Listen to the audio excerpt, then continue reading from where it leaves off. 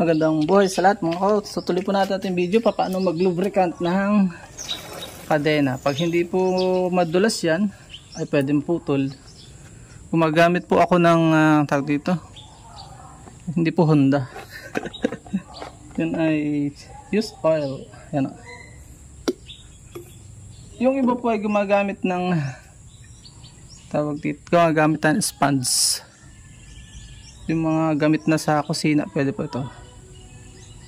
Yung iba gumagamit po ng grasa. Ang disadvantage po ng grasa, dumidikit yung mga gabok. Ganyan lang natin, oh. Hindi mo kailangan ng, pwede rin yung patulo kaya lang masyadong madaming tapon. Hugasan muna po natin at patuyuin yung kadena. Hugasan ng motor, ganyan lang, oh. Para lahat po ay nalalagyan. Huwag labis masyado dahil kakayat po yan, dumi ng ating motor. Ganyan lang, saktong basa. Pagka naulanan po, lalagyan nyo ulit.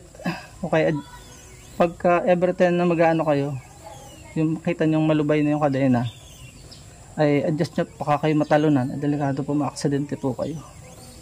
O, ganyan lang. Pwede nyo ibalik.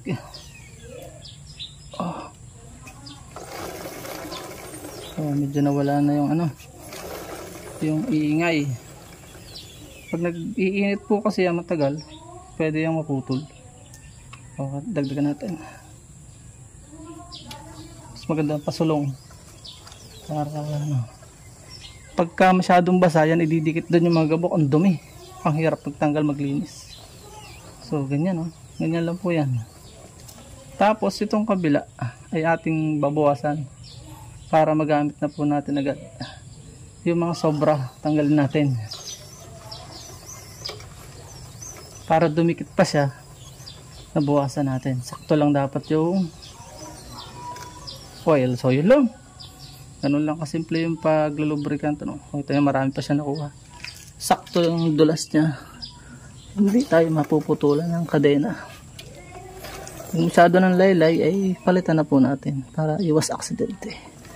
Maraming salamat, paalam, and God bless.